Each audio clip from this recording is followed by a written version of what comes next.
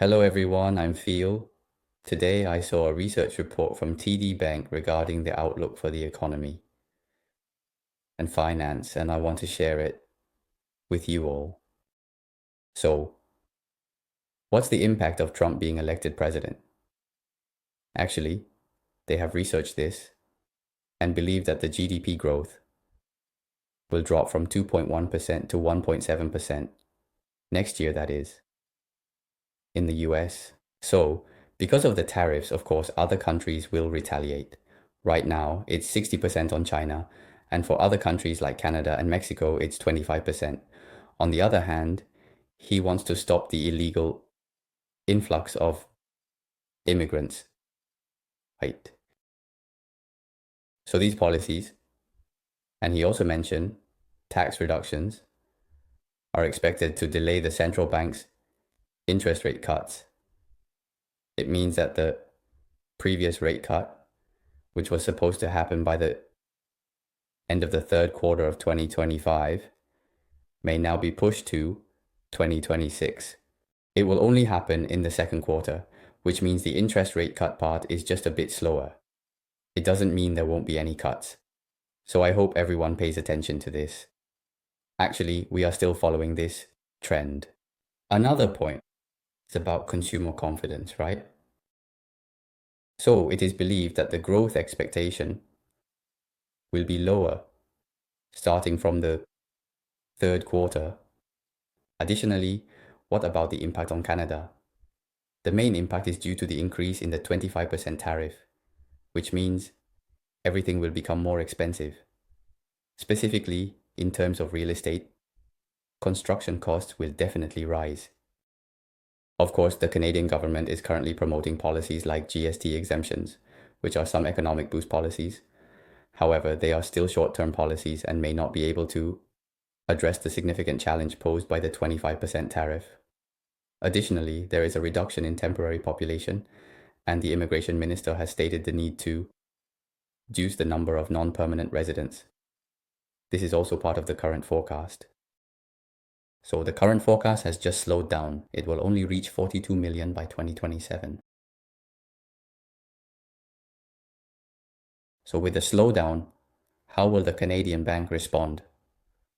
I believe that in the near future, the pace of rate cuts will slightly slow down a bit. But still, their current expectation is that by 2025, it will rest at 2.5%. That's good. And most importantly, what is the impact on real estate? First, we need to talk about the recent, starting in December, the mortgage insurance underwriting will allow for amortization, meaning it can be extended to 30 years, which increases the loan amount from 1 million to 1.5 million. This will help first-time home buyers. What about the BC and Ontario markets? There are many first-time home buyers, and this is a policy to support housing prices. In fact, the federal government does not want housing prices to decline.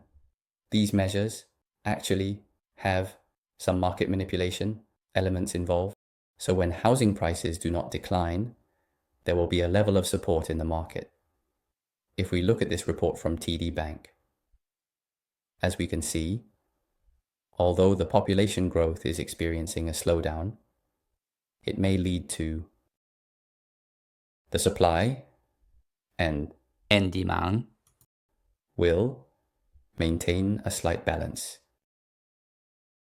So what is their conclusion? Now, previously the forecast for home prices was 6% back in September, but now due to these policies, they are forecasting an annual average increase of 9% for 2025.